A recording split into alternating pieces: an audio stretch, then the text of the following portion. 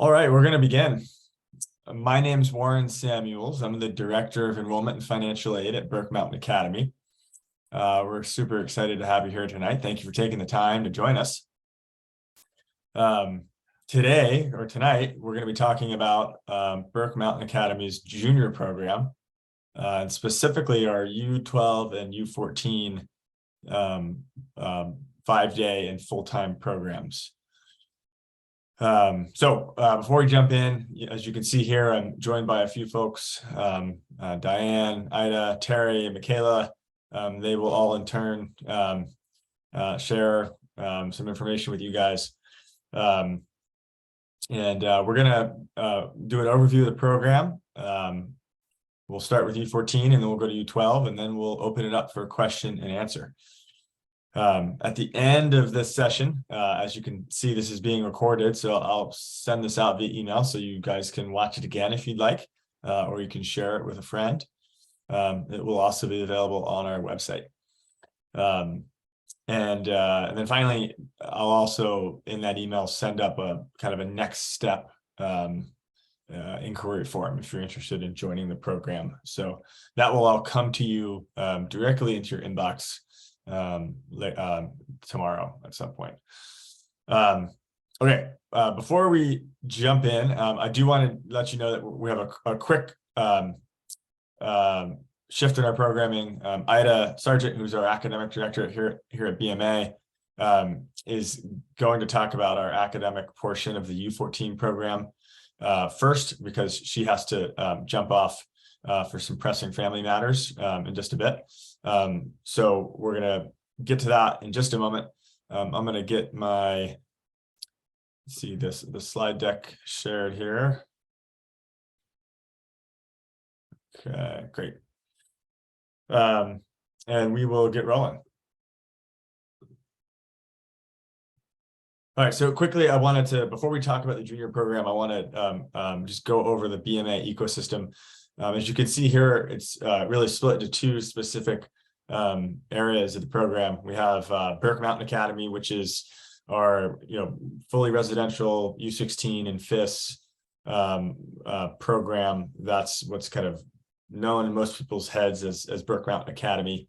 We also have a PG program as well. And then there's, while under the same umbrella, we have our junior program, which is U8 up through U14 with several different options, including 3-day at all the levels, which we won't talk too much about today. But then also we have our 5-day U12 program, and then our winter term U14 program. So a quick academy overview. Again, this is U16 and FIS, kind of down the road for most of the folks on this call, but something of interest. And this is why we're going to touch on this briefly. So this is a full year program for grades 8th through 12th. Again, fully residential for the most part, about 65 to 70 students, 25% usually are international. And just the quick hits, like we are unapologetically all in on alpine ski racing. That's the purpose of our school and the focus of our mission. Burke is not for everyone. It's hard work and we never settle. That being said, we provide a really supportive community that is committed to living out our values in a really authentic setting. And then we have a progressive academic environment that prioritizes a love of learning and skills. You can check out the full info session on the Academy on our website if you're interested. But this is kind of where we'll shift to our junior program. One really important thing I do want to point out, the junior program is the best path to the Academy, but it is not a guaranteed path. The admissions process for getting to the Academy is the same for the junior program kids as it is for any external kids. And so it's a very rigorous, competitive process. And we want to make sure families understand when they're coming into our program that while it's the best path to the Academy, it's not guaranteed. All right, so I'm going to pass it. Quickly, before we pass it to Ida, I want to introduce Diane Roth, who's our junior program director, to quickly give us like a 1-minute explainer as to like why we have the programming we have at the junior program level. And then we'll shift it over to Ida to talk about the academic component of our U14 program. Thanks, Warren. And hello to everybody that's on the call, and thanks for your interest in our program. I just briefly wanted to give you a quick overview as to why we've created the programs and how the programs have shifted in the past 4 years. I graduated from BMA, and then Willie Booker asked me to come back, and I had a history as a program director at my previous mountain called Ski Roundtop, and Willie asked me to come and take over our junior program. And, you know, it's been a metamorphosis of 4 years to get to this point, but I just wanted to give you a little bit of background. Felix McGrath, who was sport director at the time, and myself sat down and said, you know, how do we create the best program, not just in Vermont or in the East, but, you know, let's take what we know about U14 ages and below, and how do we create a program that, you know, gives kids the absolute best opportunity to grow as independent young adults and mature as ski racers into, you know, competitive ski racers, and get the most out of their time in those critical development years. So we were very, very intentional and put a lot of thought into how we created the junior program specific to the academics and the athletics, but also the social mechanism that puts 12 and 13-year-olds and even our U12s, 10 and 11-year-olds together in a really social, high energy, hard charging, sort of can't wait to get on the hill environment. Academically and athletically, I can't even tell you how shocked I am that, you know, the energy that these kids have and put into their days is exactly what we envisioned.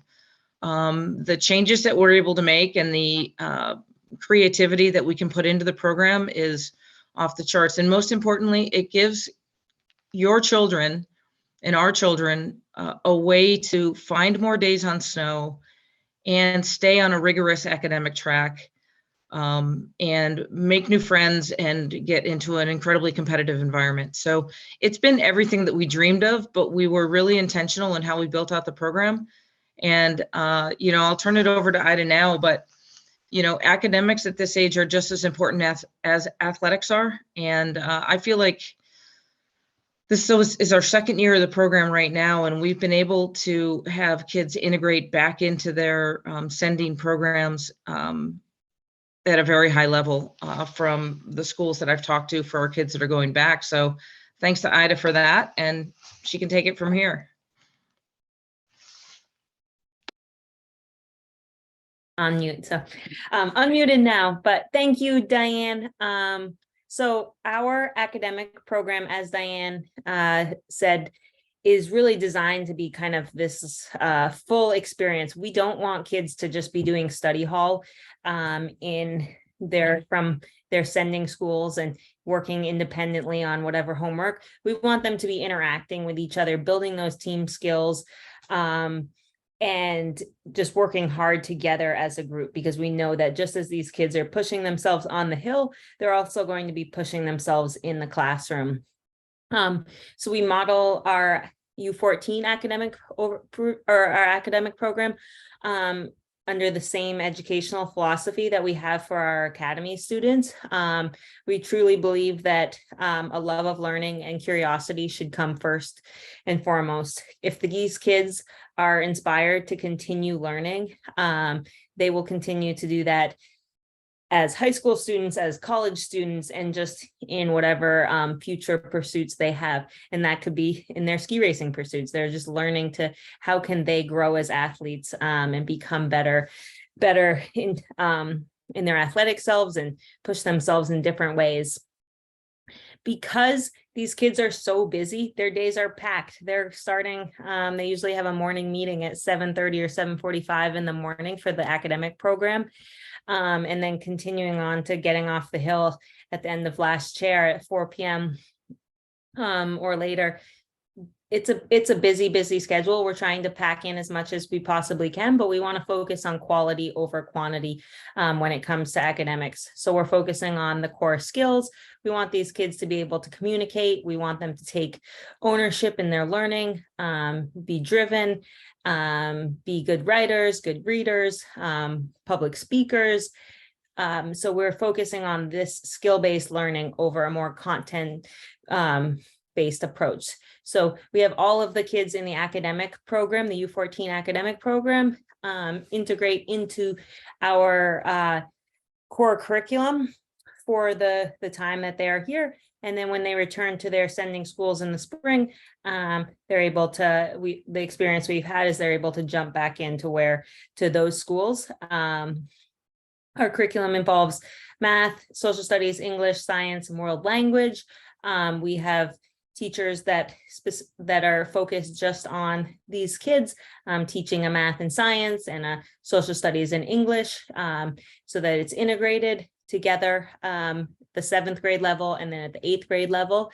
There's a little more specialization in the math because kids are coming from different levels from their sending schools, but the English and social studies, we've truly believe that being in that supportive classroom environment is going to push these kids the most. And so working together through a discussion-based model is much more important than continuing with whatever proposed curriculum you might have from your sending school in the more like online or individualized approach. So we want this to be a very integrated program, because we want these kids to be having fun on the hill, but also having fun together in the classroom.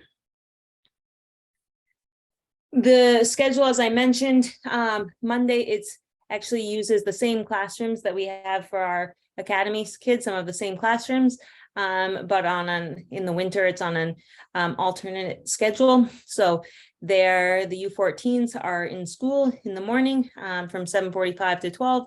Then they have a quick lunch and head right up to the hill to start training.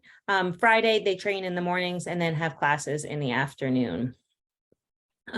Just like with the academy, we use narrative evaluations, which is a written evaluation at the end of, and for the U14s, they have one in the middle of the program, so which comes kind of in the beginning of February, and then one at the end in April. These narratives are written as a letter to the student.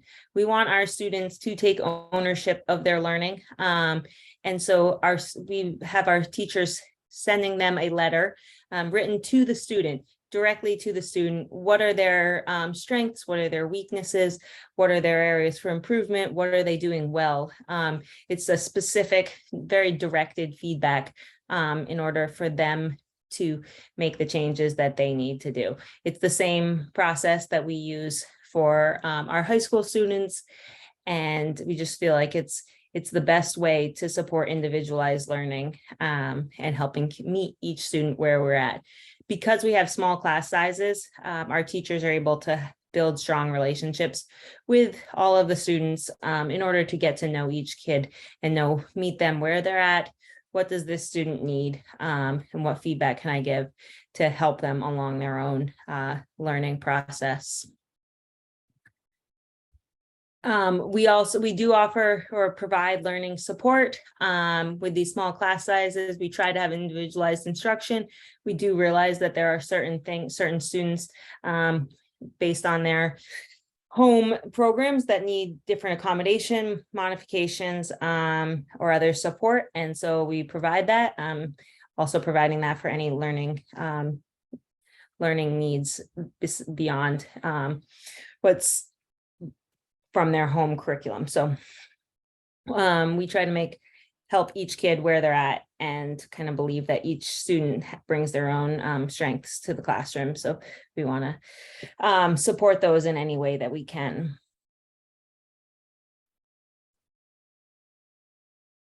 Awesome. Is there anything else you'd like to add there, Ida? Or should we? I think that's all. Do you want to take any questions now, or do you want to field any later? Yeah, I think we can probably field them later, and let you go, because I know you need to go. Unless there are any pressing questions, you can put them in the chat box now. But I think between all of us, we should be able to field any academic questions towards the end. Yeah, and if there's anything that they're not able to answer, that I feel like that's unlikely with the amount of experience that's in this webinar, yeah, Warren will pass that along to me. Great, awesome. Okay, thank you, Ida, and with that, we'll go ahead and shift over to Diane, who's going to chat more about the program at the U14 level. I also want to just mention, just regarding questions, if you have questions, feel free to go ahead and put them into the Q&A box. I'll kind of answer them as we go. If it's a very specific question, if it's a question that would be beneficial for everyone to hear, then we'll save it and we'll answer it live at the end of the evening. So awesome. With that, Diane, if you want to jump Great. in and let me just tell me when you want me to move forward on anything. Okay. All right. Just to recap a little bit, I sort of stated why we created the program, and I said we were intentional about how we created it. We were also intentional about not having the program be residential. Our U14 program is a day student program. And the reason behind that is we are putting the children in a challenging environment. They are asked to step up their game academically starting at 7:30 in the morning. They have to arrive at school with everything from their schoolwork, their books, their packed lunch, to all of their ski gear and everything necessary for training in the afternoon. And if you have a 10, 11, 12, or 13-year-old, you know that is sometimes a heavy lift. So the environment leans itself to asking so much that we feel it's really important that the kids have your support structure at home, and they go home and they have a meal at home for dinner and they get a good night's sleep. It's not unheard of for our kids to go to sleep at 8 o'clock just because our days are so incredibly full. We ski with the U14 program 6 days a week, and with the U12 program 5 days a week. Sometimes we do 7 days. We just came off a block because we added Super G training in for the U14s, where I believe we were 12 days straight on snow. Now, that included races, which are in our eyes less stressful than some of our training. It's not as many runs, and some of our training was definitely adapted. Terry will get more into that, but being a non-residential program is really important, and it also creates an amazing parent support structure. And we have an awesome group of parents that work together and carpool and meet each other while their kids have this great experience while they're here. So why don't you slide forward? Great. And then I get the pleasure of introducing Terry Del Quadri, who's well known in the ski industry, but we brought Terry on board last year as our U14 head coach. He's in his second year with the program, and I have no doubt in my mind that Terry is one of the best, if not the best, U14 coaches in the country. And he won't tell you this, but many of the kids that he's coaching now are currently on the U.S. ski team and doing extremely well, and he still maintains contact with those kids' parents. So he knows his stuff, and I'm so proud to have him on our team. And he's made a huge impact, I think, technically and tactically on how our kids are working. In fact, after training today, I called him and told him, how excited I was about some of the recent improvements that our kids are making. They're making big jumps, and that's due to Terry and his team. So you're on, Terry. Thanks, Diane. And it's in my second year here, it's great working with Diane. We talk every day, before training, after training. Just like she said, she called me today, and We don't always agree on everything, and sometimes we miscommunicate a little bit. So we get, we have to backtrack and figure out what we're talking about, but it's great working with Diane. I've coached a long time, and most of my coaching has been at this age group. It used to be called J3. I coached in Colorado at a bunch of different clubs. J3s. J3s are second year 14s, U14s, and first year U16s. So it's very similar age group. And then I was most recently with this age group at Ski and Snowboard Club Vail. So that's the kids Diane was talking about that I was coaching there. They're now quite a few of them on the national team or at top colleges. So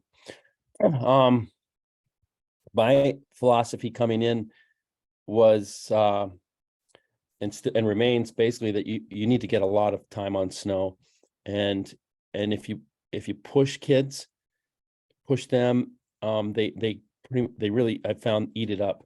They don't, people are always telling me, oh, aren't your kids getting burnt out skiing so much? And they really aren't. They're today we did 7 runs in a GS course, 29 gate GS course, and before that we did some warm up, we did some one skiing, and then we finished about 3:30, and they free skied on dippers and Willoughby Trail until the lift closed. So they are not getting fried as people might think. And it's the same thing. People always say, oh, kids in the East get so burnt out because of the weather, but if you maintain a good attitude and make it fun, they really eat it up. So that's what I found. We have, I don't know if Diane has a slide on this, but I'll go over kind of our program. We have a bunch of summer camps scheduled. Diane, should I go into this at all, or? Okay, yeah, it's right there. Yeah. We have a Mount Hood camp, and we go earlier than some schools are even out, which doesn't always work great for everybody, but it's what we found is the best time to be at Mount Hood. After about the 15th, 20th, it's starting to get crowded there, and they actually go into, in July, they actually go into double sessions, so you can only get like a morning lane and a afternoon lane, and the snow deteriorates also. So we're able to go out there and do a lot of GS, and really work on fundamentals, meet the incoming kids, really put down a fundamental base. And then last year, we went back with a few U14s and joined a U12 camp that was happening in August, and it was really, right after that, we flew directly to the indoor ski center in Belgium, in Netherlands. And so it really worked well to do a long stretch with a little break of a flight in between. But so we've made that our plan for the entire group this year. And that second camp at Mount Hood, it's geared towards GS skis. We only bring out GS skis because then the next block is all slalom at the indoor slalom site. The first year we did this, we tried indoor skiing in New Jersey, and it just wasn't up to the standards of what you want to have. The snow was too soft and was actually very expensive. So we found that this place in the Netherlands, Landgraaf, is actually very affordable, other than the flight, getting over there, and it's really beneficial. And then school starts right here October 30th. We only do, you'll notice, a week on campus, and then we go to Loveland, and we actually have classes in Colorado. So we either ski in the morning and have classes in the afternoon, or have classes in the morning and ski in the afternoon, however that works out. So I think you can add that up. I think it's 8 days, 5 days, 7 days, so 20 days, and then 8 days, 11, so 28 days on snow before we start back again in December. And this year we actually started, I think right around Thanksgiving. Thanksgiving they had off, and then they came back and we skied in late November here at BMA. Yeah. Yeah, when we talk about being intentional, we target about 120 days for the U14 program in the season. Our prep period starts in May, but what that means is that in May, we start working on the next season. And so we recommend that our families that are enrolled in our program do all of these camps. But some families will swing 2 out of 3, and that's okay. It is a struggle for the kids that only choose to do one of the camps because they start the year significantly behind the other kids. So, we spend a lot of time on fundamental skills and building up the base program of these kids' fundamentals at our camps, and they get to know each other. The camps are residential camps, so the kids stay with us. They travel with us, and that works pretty well. At the U12 age, those are non-residential camps, and we'll get into that a little bit later, but we travel with the kids, and we have fantastic places that we stay that suit our team culture, and it works really well. Yeah, there was a question I just saw in the chat that people ask, is there transportation from school to the mountain? Yes. So our day goes kind of like this. The kids show up at school, they have their all class meeting, and then they have class until Noon.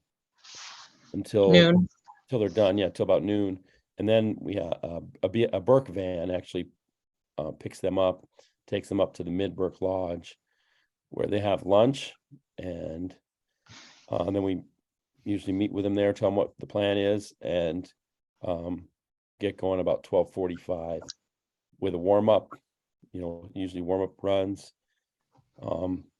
The skiing at Burke, at BMA, the T-bar is very efficient. So, I mean, you can't get as many training runs as the T-bar allows because you just get too tired. So we never really train from 12:45 till 4 in gates because it's just too much. So we'll usually get going, a little warm up, 12:45 to maybe 1:15, 1:30, start running gates. The most runs we usually take is about 10 runs in the courses, and we have the option of multiple courses if it's slalom, or long, a really long slalom. Or oftentimes we'll run a stubby section and a panel slalom section and a tall gate section, and we can also do multiple GS courses, 15 gates, 20 gates, another 10 gates, something like that.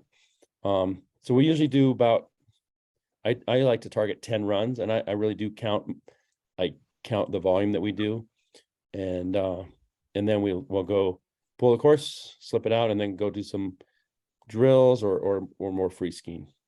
And we actually do a lot of free ski days that where we not just free skiing out out on their own, but focused free skiing where the kids are working on drills, working on different things. And I don't have my stats in front of me, but it's our free ski days are about equal to our days in slalom. Our free ski is equal to slalom, and it's about equal to GS now. So, and then we've been hurt a little bit this year with different things happening on our scheduled Super G days, which are usually Friday mornings. We had one Friday morning was a powder day. Another Friday morning was a UNH carnival race that we picked up, so we missed that. Something else happened another Friday, so we've actually only got one of those in, and we're training Super G again tomorrow. But if I could jump in for just a second and answer a few of the questions on the chat, is that okay, Terry? Yeah. Okay, so there was a question, are there homework or exams in the U14 program? Absolutely. So while we have a narrative comprehensive evaluation, the kids have quizzes, homework, daily homework, and exams, just like you would normally have. Languages currently taught, I'm not sure, it may change for next year, are Spanish and French. And then another question, how do the 3-day U14s integrate with the 6-day or the full-time U14s?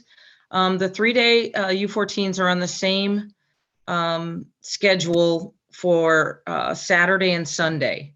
The 3-day kids will ski on Friday afternoons, and our full-time kids will generally take that off or ski in the morning in a little bit longer block. We don't, with our weekend kids, we don't find that many families can get up here before 1 o'clock on a Friday if they're coming from outside of the local area.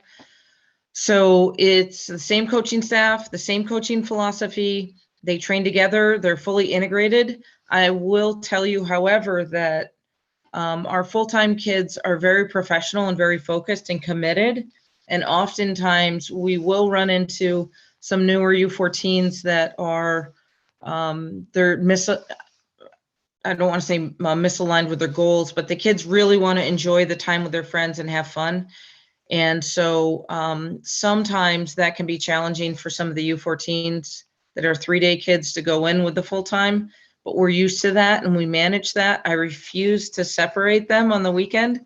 I don't think that the kids, I have a lot of parents that come up to me and say, oh, my kids should be, skiing with only the better kids.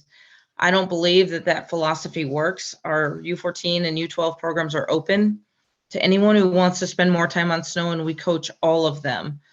So I feel that we integrate better than any other program around us, and it works really well. The kids they go to races together and they have a good time. So there's that. Let me take a step back. On some of these questions right now, Diane, or do you want to, we're kind of getting a few of them coming in here. Okay, let me just go specific to more official winter start date for winter term and official end date. Right. Our start days, and these are good questions because it does apply to what we're talking about, coincide with what would be second and third quarters. If your child is on a quarter system, the end of quarter 1, the winter term would be the start of the second and third quarter. So we finish up April 1. Our fastest kids will go to Can-Ams, which is the first week in April, and kids start to filter back to their home schools at the very, very beginning of April. And the start date is specific to the important date. I put October 30th is our first date. If your child is a 6th grader, 6th grade U14, we have an athletic only program, which gives them exactly the same on snow time, but we do not provide a 6th grade in our programming. But I have 4 schools locally that work with us, 2 public and 2 private. And we actually shuttle our kids from one of the private schools up that are in our athletic only program. So the athletic only program is really good for 6th graders that are 12 years old, and but they still want the full, it's our full athletic programming. So I'll send out, sorry, Dan. I'll send out the list of those schools. We have a little document that explains those kind of schools that are outside of our program that work well for those 6th graders. So I'll send that in a follow-up email. Okay. And then Diane, there is Terry again. There was also a question about if we take breaks. So yeah, obviously we don't train on Thanksgiving, but we don't take a huge break at Thanksgiving because we get back from Colorado and we want to be back on snow as soon as we can. So we might train already that weekend. There won't be school that week, but we might have training. And then obviously if you need to go back home to wherever you live for like a week or so, the training is optional. But we try to get it in. Same with Christmas. There's our BMA has a Christmas camp that it runs for potential athletes, student athletes, And so a lot of our kids participate in that, which ends, I think, on the 23rd, right, Warren? Or 22nd. And then we do take 3 or 4 days off of training. For Christmas. For Christmas. And same thing with startup skiing again, but not everybody comes back to the training right after Christmas, but we do offer it because some people are here. And you know, it just goes back to my philosophy. We need to get as much skiing in as we can because it's very expensive to go ski in the summer. If you can get it here during the winter, that it's better to get those days in. So Yeah. and then right next week coming up, there's a spring or a February break for the school. They don't have class, but we will have training during that period. So This year we started on snow here at BMA the Monday after Thanksgiving, and classes restarted the Monday after Thanksgiving from Thanksgiving break. So then we pretty much go straight through until April. How many kids are in the program? That's a really good question. My target number is no more right now. I think we have 23. My target number is 25. 25 is a big lift for the U14 program. But so it is limited space, and it is not something that Warren will get into the timeline relative to enrollment, but the demand for the program is quite high right now. And, you know, our kids I think we have some of the best skiers in the country. So it's a pretty exciting place to be for us. So, okay. I'm going to pass on a couple of the other questions for now. Sounds good. I can. We'll send, yeah, I did get one question that I do want to address, Warren. Sorry. Okay. Yep. Go for it. And the academic assessment piece that Andrew's asking about, we do send out. Just quickly, no, only we can see the question. So there's just so everyone knows, there's a question about placement into grade level coming into the U14 academic program and whether we place kids based on an academic assessment. Go ahead, Diane. So we send out after kids are enrolled in our programming, we do send out a Google form that goes out to the parents that asks for background specific to the incoming child's academic status, so that we know what classes the child is in and taking before they come to us. That does help us make sure that we place them specifically more to math than anything else in the appropriate spot. But also too, it also, you know, allows us to communicate with the sending school. So we do have some on enrollment and enrollment process with sending schools, and that is actually quite smooth. And we have a pretty easy way of managing that. So I know that always comes up, but it goes quite well. So. Dan, there was also a question about what happens during the prep period, and this is a good time also to talk about my philosophy with dryland training, and that's basically what happens during the prep period. But we don't run a hardcore dryland. We really want the kids to be playing other sports, and the kids they play. Around here, they do a lot of mountain biking. There's a lot of kids that race mountain bikes. A lot of the kids play soccer, lacrosse. One of our sixth graders this year, he was an amazing cross country runner. He did the cross country team. A few of our other kids also ran cross country. One girl plays rugby. She's on a rugby team, and so that's, I mean, prep period at the school at BMA, the high school, they're really hitting the weight room hard and training hard, doing, you know, dry running and stuff like that. But we don't go into that with our kids. We want them to be playing the other sports. We want them to come in to our program really in shape. We do the US ski team physical assessment the first few days that they're with us to see where they're at. But we don't put out a dryland program. before that first Mount Hood camp. We just want them at home doing their other sports. And if they're not doing other sports, doing, being active, doing mountain biking or whatever. So, we have surfers on our team. They do skateboarding, they do a lot of different stuff. All right, should we move on, or do we want to keep? No, I think we're good. Let's go into sort of the enrollment process. Great, sounds good. So as Diane just mentioned, the program is open, especially for the 3-day program, and it's just a sign up, first come, first serve. But for the full-time program at the U14 level, based on the limited number of spots that we have, we do a very, very light application process. So you can kind of see here what the application looks like.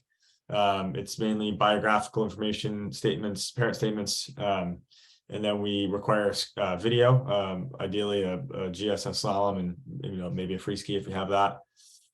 We'd like to get a ski coach recommendation, a recent report card or term end, and then if a student has any accommodations or learning needs, we need those up front as well.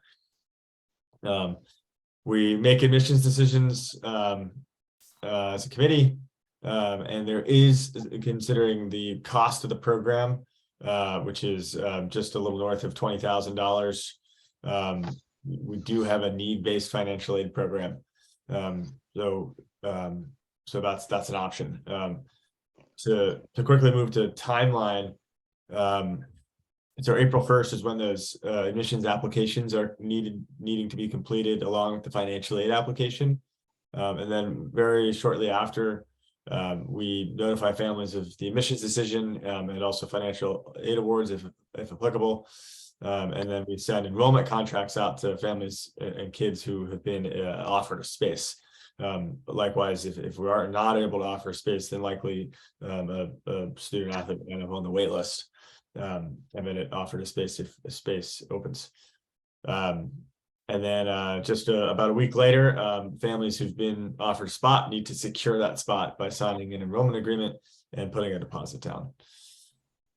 As I mentioned earlier, we're going to send a follow-up email with a form that will get you started on this process if you're looking to apply for the U14 program. Also, too, the timeline for the U14 program is kind of important, as our first camp is in June for the full-time U14 kids. So just kind of being aware of our camps are for our full-time programs, and sometimes we have a few invitees that are kids that we have invited to try our program. But we don't do commercial camps where the camps are open to all of our 3-day or even anybody from the outside. Our camps are non-commercial sort of BMA camps because we don't make money on them. We just do our camps at cost, what the costs are, and that's specific to our philosophy about keeping the cost as low as we can. So they're non-commercial camps. It's just our kids and our camps and our coaches. Awesome. Perfect. Thanks, Diane. All right. So now we're going to shift gears to the U12 program. I know there's a question about the admissions process. We'll get to that in a moment. So why don't we shift gears to U12 and we'll crank through that. Yeah. Before I introduce Michaela, who's our U12 head coach, I just want to say that this program has been going gangbusters. This program has provided 10 and 11-year-olds with, I think, really amazing skill development and programming. We train alongside the U14s. We train in our own lane. Here at BMA, we have 3 lanes on our main training hill, and the U12s have their own lane and the U14s have their own lane. And we have found that the same thing applies. More days on snow do actually transfer over to more successful athletics in ski races for our U12 athletes. We again target, I think, just under 100 days for our U12s. So we will also have summer camps for the U12s. As I said before, those were non-residential and day camps. I find with coming out of COVID that, you know, a lot of kids, it's not fair to ask a kid to come to a program and stay with people they don't know when they haven't ever been at a camp away from home at this point. So we're sticking with non-residential for U12s. And the 3-day program matches our U14 3-day. It is a Friday afternoon, Saturday, Sunday program. And the 5-day program involves access to summer camps as well as Tuesday, Wednesday, Thursday afternoons. And for our kids that are in that program, we have 4 schools that manage and work with us, and I communicate with the schools weekly relative to absences and when our kids are going to, you know, have to miss more time or go to races. It is an amazing luxury to have a ski program that is completely supported by the local schools. It's really pretty awesome. So the U12s compete in Vermont, NVC we call it. And we are by far, the Northern Vermont Council is the most competitive council. There's 3 councils in the state of Vermont, and our council has the most population of ski racers in the state, and also, you know, definitely the most competitive kids. So it's a pretty strong council. So with that, I'll introduce Michaela, who has been doing a banging job this year with the U12s. We have a program right now that is coaching every kid at every level, regardless of how they ski or what type of skills they bring in. I'm just really excited for her running the program this year. This is her first year being our U12 head coach, and she's great. So welcome, Michaela. Okay, thanks, Diane. So do you want to give you like a little background on my coaching career, I guess? Like, I been a coach at, I was coaching at Mount Mansfield Academy for the past like 7 years, and just junior programs. So I coached U8s, U10s, U12s, and U14s. And the past couple of years have been mostly just U12s and U14s. I grew up in a ski racing family. My dad, you know, has been a coach for 30 plus years. And he actually came to Burke this year with me and has, you know, coaching with me as well, which is super cool. He was a coach at Burke when I was little. So that was really neat too. And it's fun to be back here. But yeah, I don't know. Just to like follow up on what Terry was saying too, just, you know, like today we were able to get, we had 3, like we had our own lane. We had 3 stubby courses.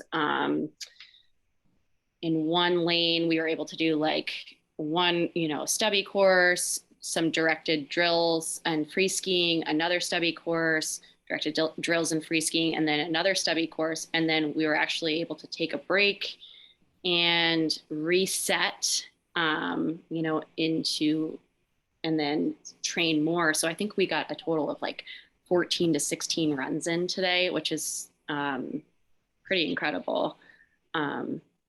Just being on, you know, being able to use the T-bar. Yeah.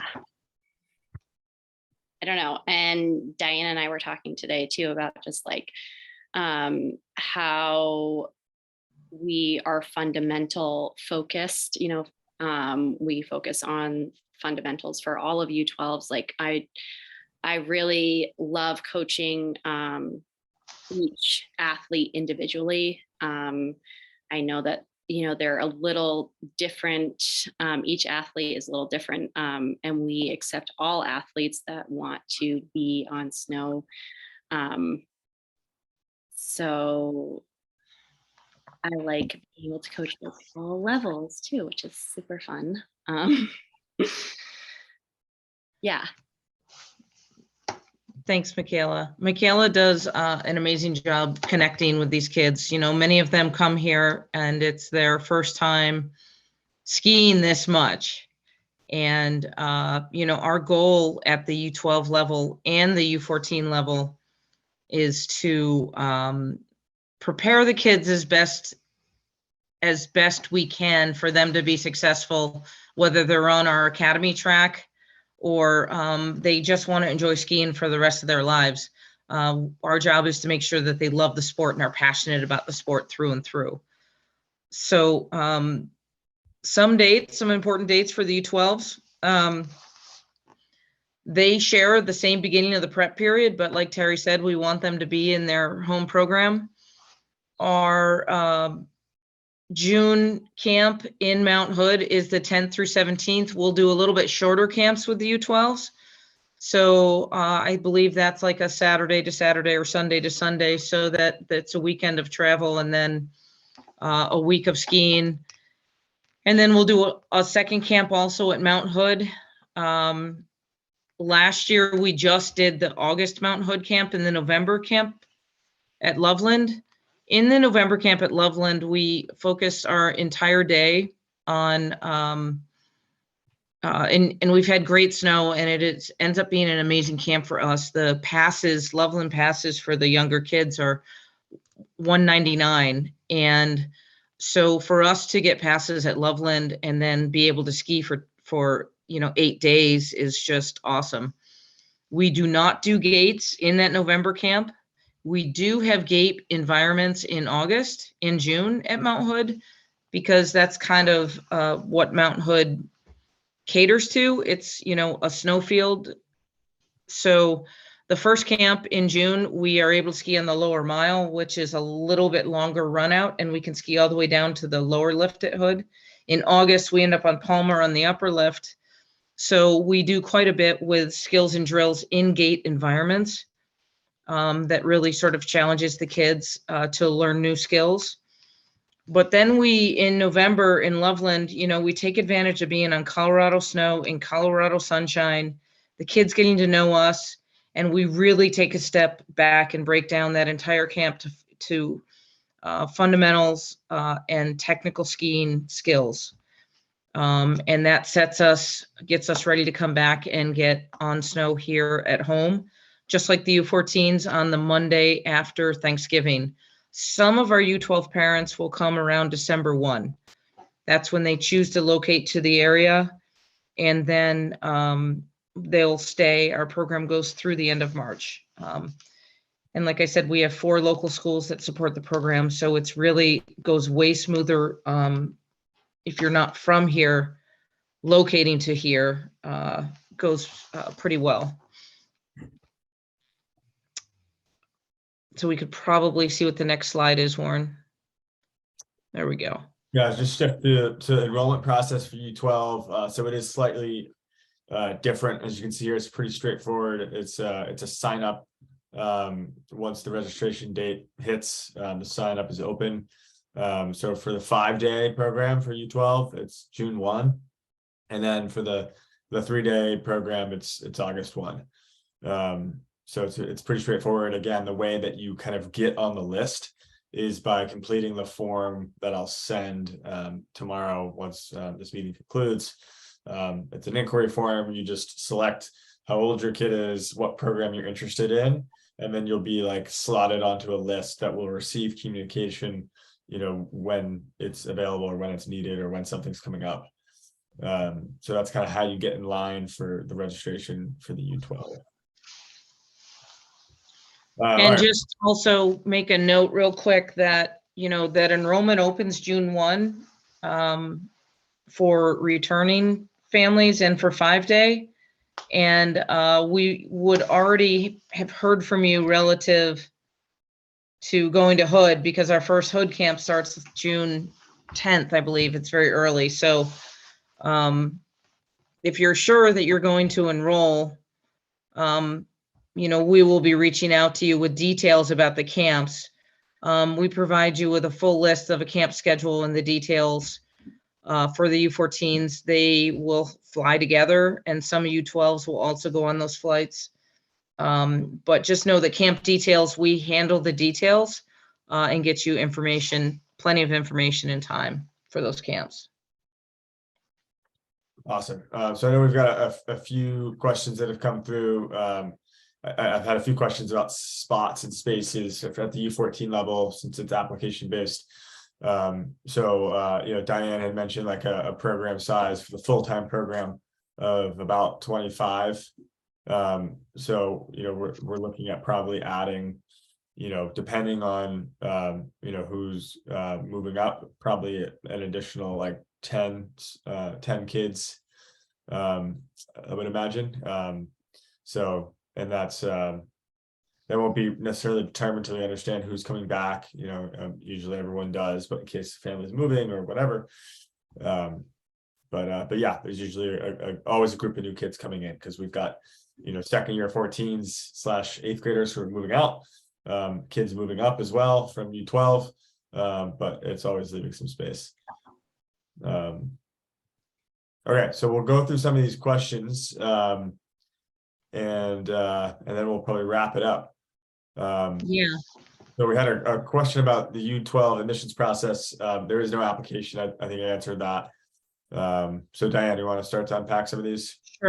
Sure. The first question I've got, are the cost of camps included in tuition? They are not.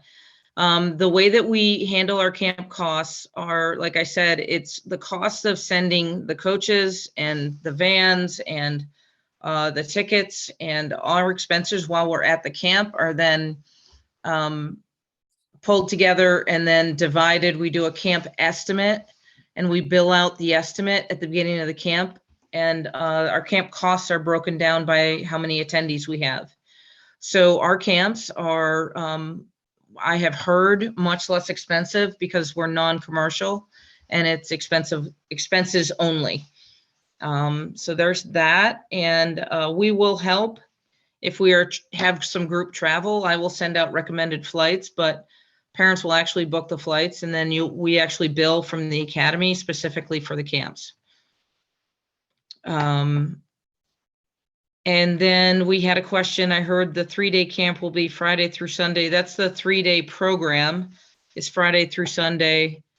And it sounds like you're asking about the December development camp. Those dates for our kids get sent out. Warren sends everything out in a postcard to everybody. So you would know the dates of the December development camp as soon as we know them. And generally those are going to be like December 19th through the 22nd. That's, again, this is not a programmatic camp. Diane's mentioned this a few times. We have our internal camps, which are the ones to Hood and to Colorado and to Landgraf. Those are for internal kids only, really. And then we have a December development camp, which is more so like an open house that's open to a much broader athlete base. We usually have about over 100 kids join. And that's a 3-day program that happens right before Christmas. You can certainly reach out if you have questions about that, but just check the website. Application usually opens September 1 for that. The next question is, what is the expected size of the U12 class? Right now, we're at around 21 kids we had on the Hill today. 25 is our absolute max. Last year, we had 7. This year, we have 23. So I don't want to be, for the full-time U12s or the 5-day U12s, much bigger than that. Because we have 3 coaches on the Hill plus myself, so that's our staff. We'll have 4 coaches on the Hill for the U14s and for the U12s at any given time. We are well staffed, which makes the ratios really good, actually. The next question, Warren, why don't you grab that one? Yeah, so there's a question about the 5-day U12 program, about acceptance into that program. So the U12 program, 3-day and 5-day, is just first come, first served registration. So there is no application process. That date again is June 1. And so essentially June 1 opens and you register and it's time stamped. And once we're full, we're full.